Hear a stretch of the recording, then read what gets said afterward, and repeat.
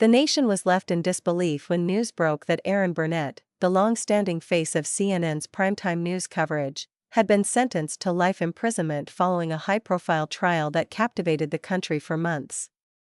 Known for her sharp intellect, polished delivery, and journalistic integrity, Burnett had been a fixture on the evening news for over a decade.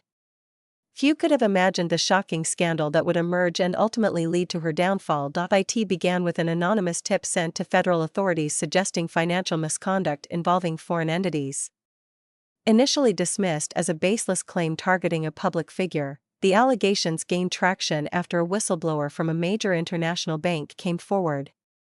According to court documents, Burnett was accused of acting as a silent partner in a series of shell corporations that laundered money from undisclosed international sources. The indictment included charges of conspiracy, financial fraud, obstruction of justice, and collaboration with foreign agents. It was alleged that Burnett used her high-profile status to influence the perception of political and financial events in ways that benefited her overseas partners. Prosecutors argued that her work as a journalist provided the perfect cover to embed narratives in the media that subtly manipulated markets and public opinion in favor of powerful foreign interests. The courtroom was packed during her trial, with journalists from around the world following every development. Some of her longtime colleagues expressed shock and disbelief, while others distanced themselves quickly, stating that no one is above the law. The trial lasted 10 weeks and revealed layers of hidden communications, encrypted financial transfers, and damning recordings. The most incriminating piece of evidence came in the form of a series of private voice memos. In them, Burnett allegedly discussed how her coverage of specific international developments could nudge investor behavior.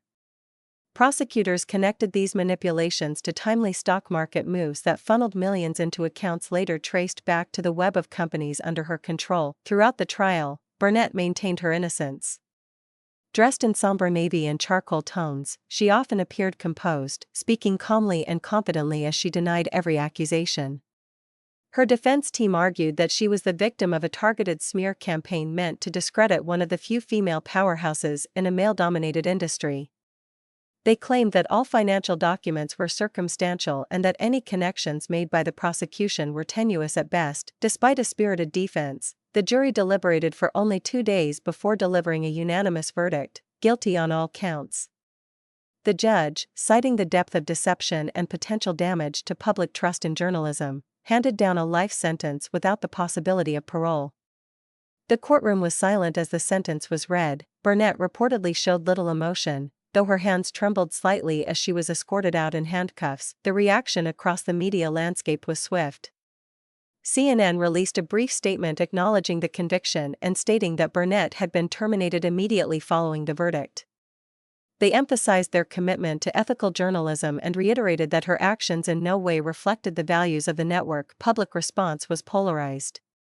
Some viewers expressed disbelief and sadness, stating they had trusted her for years and found it hard to reconcile the Erin Burnett they saw on screen with the individual portrayed in court.